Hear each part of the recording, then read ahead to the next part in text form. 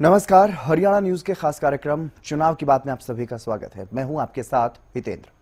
हर दिन प्रदेश में चुनावी गतिविधियां तेज हो रही हैं और चुनाव की बात में हर सियासी घटनाक्रम और सियासी संभावनाओं की जानकारी हम आपको देते हैं। लोकसभा चुनाव की तरह ही विधानसभा चुनाव में भी बीजेपी और कांग्रेस में ही मुख्य मुकाबला होने की संभावनाएं हैं। ऐसे में दोनों दलों की क्या कुछ है तैयारियां और क्या है चुनौतियां, ये जानने के लिए देखते रहिए हमारा खास कार्यक्रम चुनाव की बात मेरे यानी कि हितेंद्र के साथ।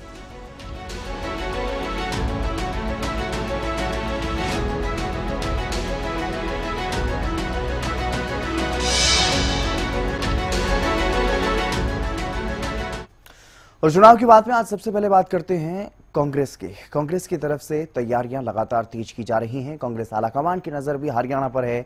हरियाणा से इस बार विधानसभा चुनाव में कांग्रेस को काफी उम्मीदें हैं और परिणाम भी कांग्रेस के पक्ष में आए, इसके लिए कांग्रेस भरसक प्रयास कर रही है। इसीलिए अब प्रदेश में एक बस यात्रा की तैयारी भी कांग्रेस की तरफ से की जा रही है और सूत्रों से मिली जानकारी के अनुसार आपको बता दें कि इस बस यात्रा में कांग्रेस के दिग्गज नेता शामिल होंगे। बताया जा रहा है कि सितंबर में कांग्रेस के अध्यक्ष मल्लिकार्जुन खड़गे और लोकसभा में नेता प्रतिपक्ष राहुल गांधी हरियाणा दौरे पर रहेंगे और हरियाणा में कांग्रेस के लिए प्रचार करेंगे और इस बस यात्रा में शामिल होंगे।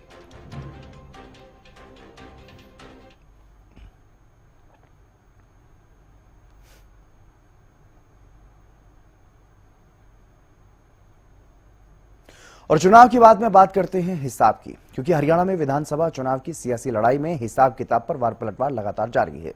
कांग्रेस और बीजेपी में एक दूसरे से हिसाब मांगने को लेकर के बयानबाजी तेज है। हरियाणा में चुनाव का सबसे बड़ा मुद्दा ऐसा लग रहा है कि मानो हिसाब मांगने ही बन गया हो। किसके हिसाब में कितना दम है और जनता किसके हिसाब पर भरोसा करेगी, इस रिपोर्ट में आप देखिए।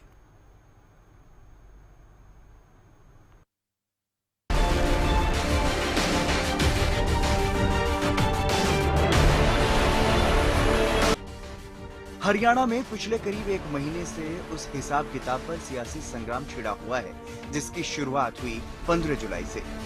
यही वो तारीख थी जब कांग्रेस ने हरियाणा मांगे हिसाब अभियान की शुरुआत की थी और तब से लेकर अब तक हरियाणा में हिसाब पर सियासी वार पलटवार जारी है। किसका हिसाब कितना सटीक है और कौन हिसाब किताब के मामले में कितना खरा है, इसी को लेकर बयानबाजी जोरों पर है। कांग्रेस और बीजेपी में हरियाणा के विकास के हिसाब को लेकर वार पलटवार तेज है। ठीक है, इनने तो हरियाणा को पछाड़ दिया। जो प्रदेश प्रति व्यक्ति निवेश में, नौकरी देने में, कानून व्यवस्था में, खेल खिलाड़ियों में नंबर 1 था, आज बेरोजगारी में, महंगाई में, अपराध में आज दिवाला पीटने काबिल हो गया। फाइनेंशियल पोजीशन में प्रदेश पछाड़ दिया।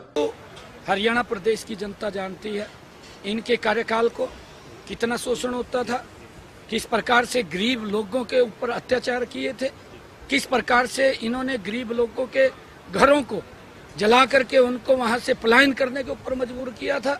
इन्हीं की सरकार के अंदर है, इनको ये हिसाब देना चाहिए।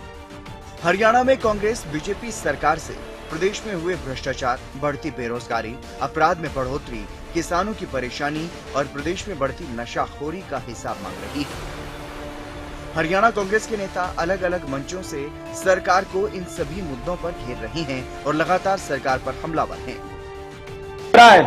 आज हरियाणा देश में जो खेल में नंबर 1 था प्रदेश, हरियाणा सरकार से हिसाब मांगना चाहिए। बीजेपी ने भ्रष्टाचार दिखा दिया। आज जो हरियाणा खेल में नंबर 1 होता था, नशे में नंबर 1 कर दिया। एक और कांग्रेस पिछले 10 साल का हिसाब मांग रही है तो दूसरी ओर बीजेपी के नेता कांग्रेस से उनके कार्यकाल का हिसाब पूछ रहे हैं। हरियाणा के मुख्यमंत्री नायब सिंह सैनी भी कांग्रेस को हर मंच से घेर रहे हैं और पूछ रहे हैं कि कांग्रेस अपने 10 साल का हिसाब क्यों नहीं देती। वहीं बीजेपी के नेताओं का ये दावा है कि हिसाब मांगने वाले कांग्रेस को चुनाव में जनता पूरी तरह से जवाब दे देगी।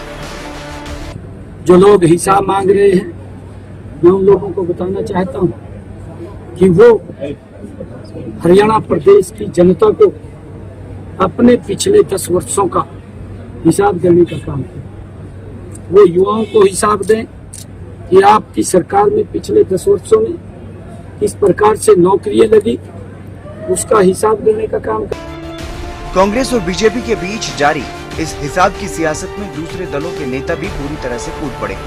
इनेलो की ओर से कांग्रेस और बीजेपी दोनों से ही हरियाणा के विकास का हिसाब मांगा जा रहा है। वहीं जेजेपी के नेता भी कांग्रेस और बीजेपी को जमकर घेर रहे हैं। ये अपनी गलतियों पे मोहर लगा रहे हैं कि हमने 9.5 वर्ष तक बहुत इस तरह के फैसले लिए जिससे आम आदमी परेशान हुआ, और हमने बारी बारी ये बात कही कि बीजेपी की सरकार के फैसले गलत हैं। बहरहाल अब देखना होगा कि हिसाब किताब की सियासी लड़ाई के बीच विधानसभा चुनाव में जनता को किसका हिसाब पसंद आता है और किसके दावों पर जनता जीत की मोहर लगाती है। Bureau report, Haryana news.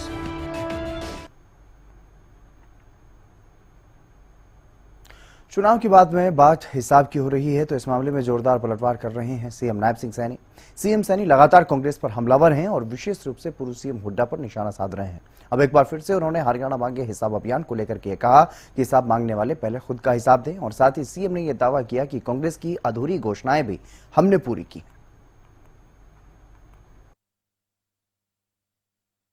सरकार ट्रांसपेरेंसी आधार के ऊपर नौकरियां दे रही है। मुझे खुशी है आज हरियाणा प्रदेश के अंदर 1,45,000 से ज्यादा इन पिछले 10 वर्षों में हमारी सरकार ने नौकरी देने का काम किया है। जो लोग हिसाब मांग रहे हैं, मैं उन लोगों को बताना चाहता हूं कि वो हरियाणा प्रदेश की जनता को अपने पिछले 10 वर्षों का हिसाब देने का काम करें। वो युवाओं को हिसाब दें कि आपकी सरकार में पिछले 10 वर्षों में किस प्रकार से नौकरियां लगी, उसका हिसाब देने का काम करें। आप महिलाओं को हिसाब देने का काम करें। किस प्रकार से महिलाओं का शोषण उनकी सरकार में होता था, किस प्रकार से महिलाएं 2-2 किलोमीटर से 3-3 किलोमीटर। उन्होंने तो अपने घोषणा तो बताए ना, वो उन्होंने कौन सी घोषणा पूरी की? उनकी तो घोषणा रह जाती थी, पूरी तो हमें करनी पड़ती थी, पहले भी हमने करी। उन्होंने जो बात कही है, मैं कांग्रेस के नेताओं को, भूपेंद्र हुड्डा को पूछना चाहता हूँ, आप 10 साल मुख्यमंत्री रहे, आपने जाते जाते घोषणा की थी कि बुजुर्गों को 1,000 रुपए पेंशन देंगे, क्या दी है? आप पूछ सकते हैं, मैं पूछ रहा हूँ, क्या भूपेंद्र हुड्डा ने दी? खाली घोषणा थी ना। वो 1,000 रुपया भी हमने देने का काम किया, और हमने 1,000 रुपए नहीं, आज बुजुर्गों के सम्मान को हमने 3,000 रुपए तक बढ़ाने का काम हमारी सरकार ने। बात चुनावी हिसाब की हो रही है तो हिसाब मांगने का काम कांग्रेस सांसद दीपेंद्र हुड्डा लगातार कर रहे हैं। उकलाना पहुंचे सांसद दीपेंद्र ने एक बार फिर से सरकार को घेरने का काम किया और सरकार पर जवाब न देने का आरोप भी लगाया। सत्ता पक्ष विपक्ष का प्रदेश कांग्रेस कमेटी की तरफ से अभियान की शुरुआत आज से 1 महीने पहले हुई, और इसमें कोई नई बात नहीं है। सत्ता पक्ष विपक्ष का सवाल पूछना और जनता का सवाल पूछने का अधिकार है। 10 साल में हरियाणा की दुर्दशा के लिए कोई जिम्मेदार है तो भारतीय जनता पार्टी जिम्मेदार है, और इसीलिए हमने ये 15 सवाल भाजपा सरकार के सामने रखे आज से 1 महीने पहले, और आज तक इन 15 सवाल पे भाजपा सरकार का कोई जवाब नहीं आया। बड़े सिंपल से प्रश्न है।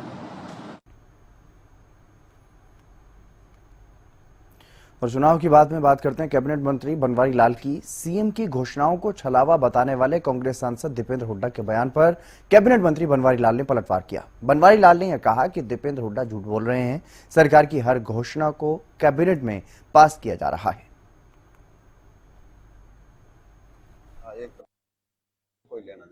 मंत्री जी, आप तमाम ये जो दुर्घटना और शिलान्यास कर रहे हैं, दीपेंद्र हुड्डा कहने की छलावा है नए चुनाव से पहले लोगों को बरगलाने के लिए। देखो, ये बिल्कुल गलत है, क्योंकि जो भी घोषणाएं हम माननीय मुख्यमंत्री जी ने की है, सरकार ने की है, उनको हम साथ के साथ कैबिनेट में पास कर रहे हैं, और कैबिनेट में पास करना एक पक्का प्रूफ होता है, ये कि नहीं छलावा है या कोई झूठ बोलने वाली बात है।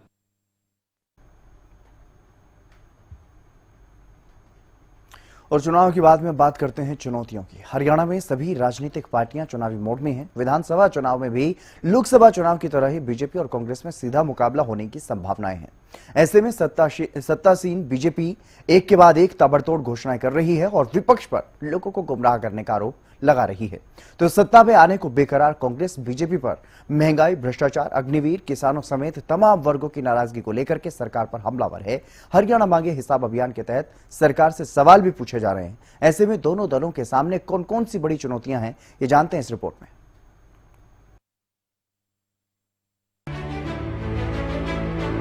विधानसभा चुनाव की तैयारियां की जा रही हैं और तैयारियां की जा रही हैं लोकसभा चुनाव के परिणाम के आधार पर।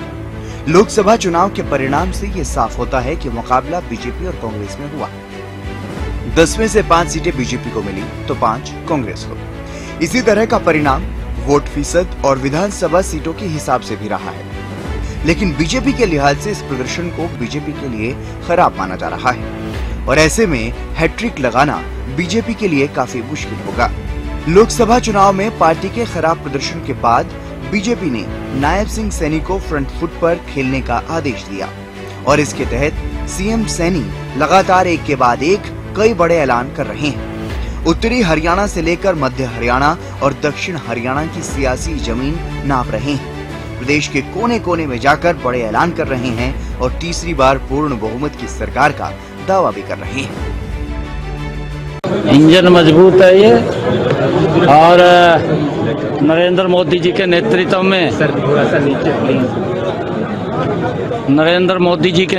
में मजबूती से हरियाणा के अंदर तीसरी बार बड़े मैंडेट के साथ सरकार बना रहे हैं। कांग्रेस और आम आदमी ये दोनों एक ही थैली के चट्टे बट्टे हैं, दोनों मिले हुए हैं और दोनों झूठ बोलते हैं। दूसरी ओर लोकसभा चुनाव में कांग्रेस को 5 सीटों पर जीत मिली, जिसके बाद से कांग्रेस में उत्साह है और लोकसभा चुनाव में मिली जबरदस्त कामयाबी से कांग्रेस के कार्यकर्ताओं और नेताओं में जोश है। भले ही गुटबाजी बरकरार है, लेकिन तमाम कांग्रेस नेताओं को ये पूरी उम्मीद है कि हरियाणा में कांग्रेस की सरकार बनने जा रही है। कांग्रेस ने सरकार को घेरने के लिए हरियाणा मांगे हिसाब अभियान भी चलाया हुआ है और अलग अलग वर्गों के कार्यक्रम भी आयोजित किए जा रहे हैं। तो वहीं सिरसा से सांसद कुमारी सैलजा भी अलग से एक यात्रा निकाल रही हैं। हालांकि हरियाणा कांग्रेस में पूर्व सीएम हुड्डा को ही पार्टी का सर्वे सर्वा माना जा रहा है। हुड्डा भी कांग्रेस की सरकार बनने को लेकर पूरी तरह से आश्वस्त दिखाई दे रहे हैं। कहने आए हैं क्योंकि हम लोकसभा में नहीं रहे, पूरे हरियाणा में बहुत अच्छा रिजल्ट आया है कि यहाँ लोगों ने विश्वास दिलाया है कि आने वाले 36 बिरादरी ने मन बना लिया है कि आने वाली सरकार कांग्रेस पार्टी की सरकार है। लेकिन इन दोनों दलों के सामने कई महत्वपूर्ण चुनौतियां भी हैं। दोनों मुख्य दलों की चुनौतियों का चुनाव पर कितना असर पड़ सकता है, उसे समझते हैं। सबसे पहले बात करते हैं सत्ताधारी दल बीजेपी की। बीजेपी के सामने कई बड़ी चुनौतियां हैं, जिसमें सबसे पहली और बड़ी चुनौती है सत्ता विरोधी लहर। हालांकि सरकार इससे निपटने के लिए भरसक प्रयास कर रही है, लेकिन जनता का मूड बदलेगा या नहीं, ये तो वोटिंग के बाद ही पता लग पाएगा। दूसरी बड़ी चुनौती की अगर बात करें तो अलग अलग वर्गों की नाराजगी लगातार बनी हुई है। भले ही सीएम हर वर्ग के लिए बड़ी घोषणाएं कर रहे हों, लेकिन कुछ वर्ग इन घोषणाओं के बाद भी संतुष्ट नहीं है। तीसरी बड़ी चुनौती की अगर बात करें तो हरियाणा बीजेपी में भी अब धीरे धीरे गुटबाजी का असर दिखने लगा है और कई नेता ऐसे हैं जो अपना अलग ही राग अलापने लगते हैं। चौथी बड़ी चुनौती है भीतरघात। भीतरघाती गुटबाजी करने वालों से भी खतरनाक होते हैं और ये हर दल में होते हैं, जो पार्टी में रहकर पार्टी का नुकसान करते हैं। चुनौतियों में बड़ी चुनौती है लोकसभा में 5 सीटों पर हार के असर को कम करना। सही टिकट आवंटन करना भी बीजेपी के लिए बड़ी चुनौती होगी, क्योंकि पार्टी सिंबल पर ही वोट मिल जाएंगे। अगर बीजेपी इस सोच के साथ किसी भी दावेदार को टिकट दे देती है और चुनावी मैदान में उतार देती है तो ये बड़ी भूल साबित हो सकता है। बीजेपी के लिए राव इंद्रजीत समेत कई बड़े परिवार भी किसी चुनौती से कम नहीं। जिन बड़े राजनीतिक घरानों का कई सीटों पर जनाधार है, वो भी अपनी मनमानी चलाने की कोशिश करेंगे और अगर ये नाराज होते हैं तो भी बीजेपी के लिए मुश्किल होगी। इतना ही नहीं, सीएम नायब सैनी और प्रदेश अध्यक्ष मोहनलाल बड़ोली की भी असली परीक्षा है। इन दोनों पर पार्टी ने जो दांव लगाया है, उस पर खरा उतरने की सबसे बड़ी चुनौती इन्हीं दोनों नेताओं की है। कांग्रेस भले ही लोकसभा चुनाव में बेहतर प्रदर्शन से उत्साहित हो, लेकिन चुनाव तो चुनाव है और विधानसभा चुनाव में जीत हासिल करने के लिए कांग्रेस भी जी तोड़ मेहनत कर रही है, क्योंकि कांग्रेस नेताओं को भी चुनौतियों का एहसास है। कांग्रेस की चुनौतियों की अगर बात करें तो कांग्रेस के सामने भी कई बड़ी चुनौतियां हैं, जिसमें सबसे पहली और बड़ी चुनौती है गुटबाजी से निपटना। कांग्रेस की गुटबाजी के चलते कई बड़े नेता पार्टी को पहले ही अलविदा कह चुके हैं, तो कुमारी सैलजा और सुरजेवाला जैसे नेता अपनी अलग ही ढपली बजा रहे हैं। दूसरी बड़ी चुनौती है भीतरघात। भीतरघात करने वाले लोग जहां भी होते हैं वहां बड़ा भारी नुकसान पार्टी को करते हैं। ये लोग गुटबाजी करने वालों से भी खतरनाक होते हैं और गजब की बात तो ये है कि ये हर दल में होते हैं। तीसरी बड़ी चुनौती कांग्रेस के सामने संगठन का ऐलान करना है। संगठन के ऐलान की कई बार असफल कोशिश भी कांग्रेस कर चुकी है और अब तो ऐसा लग रहा है जैसे लोकसभा चुनाव में कांग्रेस गई, वैसे ही विधानसभा चुनाव में भी बिना संगठन के ही कांग्रेस ने जाने का मन बना लिया हो। कोटा सिस्टम खत्म करना भी कांग्रेस के लिए बड़ी चुनौती है। इस बार लोकसभा चुनाव में ऐसा माना जा रहा है कि कोटा सिस्टम नहीं चला, लेकिन विधानसभा में भी क्या इसी तरह टिकट का बंटवारा होगा, ये भी बड़ी चुनौती कांग्रेस के सामने है। और इतना ही नहीं, सही टिकट आवंटन को लेकर हर बार सवाल कांग्रेस में उठते रहे हैं। इस बार लोकसभा चुनाव में भी ये सवाल उठ चुके हैं। विधानसभा चुनाव में टिकटों का आवंटन सही करना भी बड़ी चुनौती कांग्रेस के लिए रहेगी। तो वहीं कांग्रेस में लोकसभा चुनाव के परिणाम के बाद टिकट दावेदारों की होड़ देखने को मिल रही है, इसलिए टिकट एक सीट पर एक दावेदार को ही मिलेगी और बाकियों को साथ रखना बड़ी चुनौती कांग्रेस के लिए रहने वाली है, क्योंकि बाकी लोग या तो बागी हो जाते हैं या पार्टी का नुकसान करते हैं। सबसे बड़ी और आखिरी चुनौती सरकार के फैसलों का तोड़, क्योंकि लोकसभा के परिणामों के बाद प्रदेश सरकार की ओर से जो घोषणाएं लगातार की जा रही हैं और उनमें ज्यादातर का इम्प्लीमेंटेशन होना कांग्रेस के लिए किसी बड़ी चुनौती से कम नहीं। इनका तोड़ कांग्रेस के पास फिलहाल नहीं है।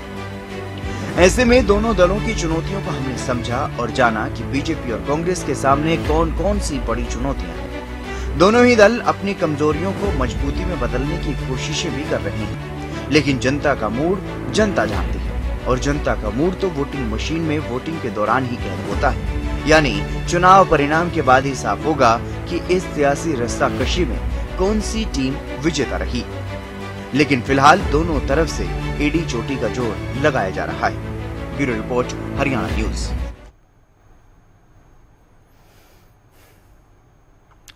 तो चुनाव की बात में चुनौतियों को जाना है और जो चुनौतियां सरकार के सामने हैं उनसे निपटने के लिए सीएम नायब सैनी लगातार बड़ी घोषणाएं भी कर रहे हैं ताकि हर वर्ग को खुश किया जा सके। इसमें सबसे पहले सरपंचों के मानदेय में बढ़ोतरी की गई। ई टेंडरिंग के बिना 21 लाख रुपए तक के काम करने का ऐलान भी सरपंचों के लिए सरकार ने किया।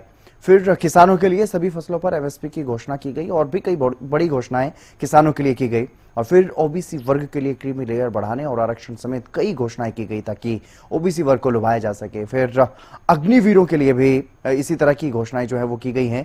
अग्निवीरों के लिए हरियाणा में सरकारी नौकरियों में आरक्षण समेत कई घोषणाएं की गई। गरीब परिवारों को 100 गज के प्लॉट की घोषणा की गई और साथ ही साथ इसका इंप्लीमेंटेशन भी किया गया। रोडवेज में फ्री यात्रा की सौगात भी गरीब परिवारों को दी गई। महिलाओं और बच्चों के लिए भी कई बड़ी घोषणाएं सरकार की तरफ से की गई हैं। सीएम नायब सैनी की तरफ से पिछले दिनों की गई। उज्ज्वला योजना के परिवारों को 500 रुपए में गैस सिलेंडर देने की घोषणा भी सीएम नायब सैनी ने की है ताकि इन परिवारों को भी लुभाया जा सके। करीब 1,20,000 कच्चे कर्मचारियों को उनकी नौकरी सुरक्षित करने की घोषणा भी सरकार ने की। ये बड़ा फैसला सरकार ने लिया। बेरोजगारी भत्ता भी 3500 रुपए तक बढ़ाने का ऐलान सरकार की तरफ से पिछले दिनों किया गया है।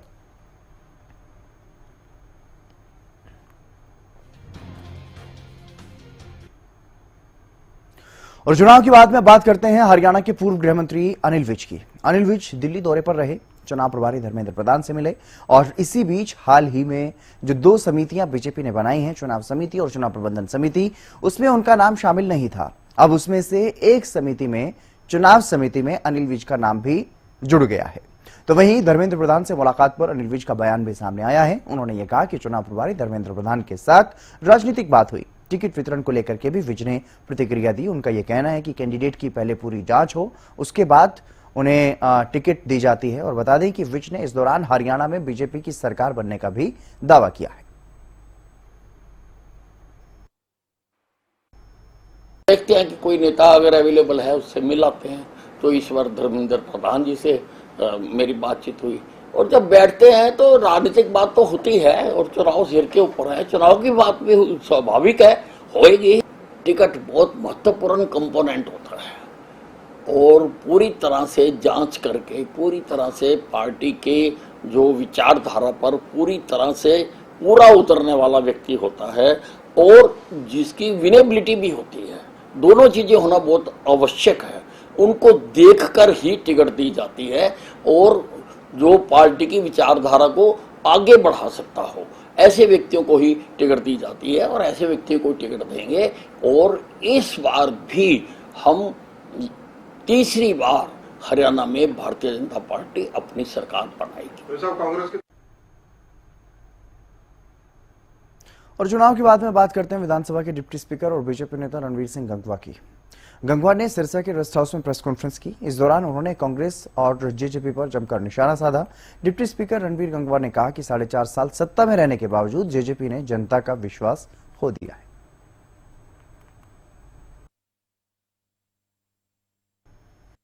ही जो कांग्रेस के समय में जो 10 साल तक भूपेंद्र सिंह हुड्डा जी का राज रहा भारतीय जनता पार्टी से पहले, उस समय में जो उन्होंने जातियां करने का काम किया, खासकर जो कमजोर वर्ग है, चाहे एससी के है बीसी के है, क्योंकि जब भी कोई वैकेंसीज निकलती थी तो थोड़ी बहुत भर के एक नीचे लाइन लिख देते थे कि योग्य उम्मीदवार ना मिलने के कारण ये पद रिक्त छोड़े जाते हैं और बैकलॉग छोड़ दिया जाता था, क्योंकि उनके पास ना तो पैसा होता था ना पॉलिटिकल सिफारिश होती थी।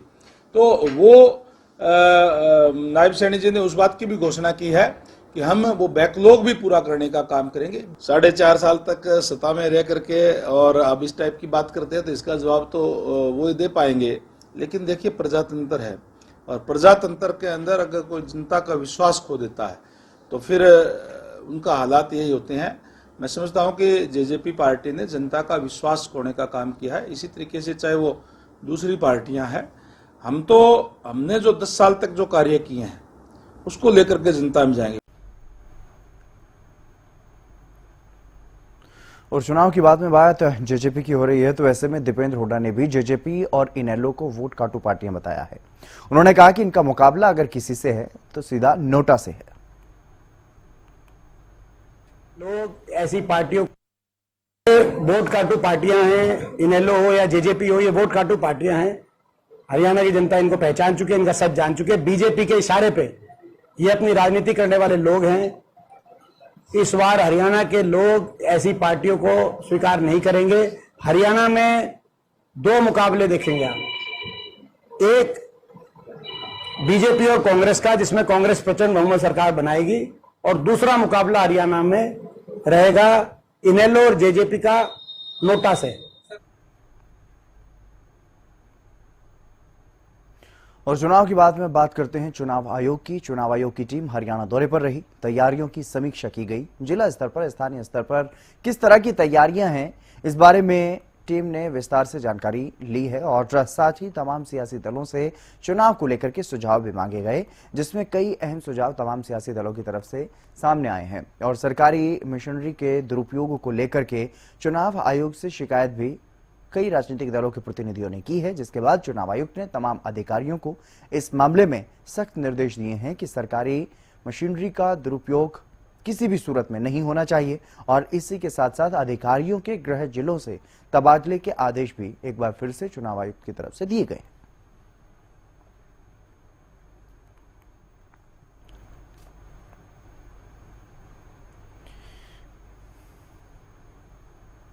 और जो महत्वपूर्ण बातें रही हैं इस दौरान, क्योंकि चुनाव आयोग की टीम हरियाणा के दौरे पर पहुंची थी और हरियाणा में जो बातें रही हैं समीक्षा बैठक के दौरान वो भी आपको बता देते हैं। हरियाणा में चुनाव आयोग ने जो तैयारियां यहां पर तैयारियों की समीक्षा की, भारत के मुख्य चुनाव आयुक्त की अध्यक्षता में ये तैयारियों की समीक्षा बैठक हुई। तमाम राजनीतिक दलों के प्रतिनिधियों के साथ चर्चा हुई है। संवेदनशील और अति संवेदनशील जो मतदान केंद्र हैं वहां पर सेंट्रल फोर्स की तैनाती की मांग तमाम राजनीतिक दल के प्रतिनिधियों की तरफ से की गई। अधिकांश दलों ने चुनाव में खर्च की लिमिट को बढ़ाने की मांग भी चुनाव आयोग के सामने रखी है। महिलाओं, बुजुर्गों और दिव्यांगों के लिए मतदान केंद्रों पर सुविधा बढ़ाने की मांग भी की गई है। मतदान केंद्रों की दूरी को कम करने और इनकी संख्या बढ़ाने की मांग भी इस दौरान की गई है और मतदाता सूचियों का अंतिम प्रकाशन की अगर बात करें तो 27 अगस्त को हो जाएगा। जिले के अधिकारियों ने आयोग को ग्राउंड पर तैयारियों की विस्तृत रिपोर्ट भी दी है। चलिए फिलहाल चुनाव की बात में आज के लिए बस इतना ही। आप देखते रहिए हरियाणा न्यूज।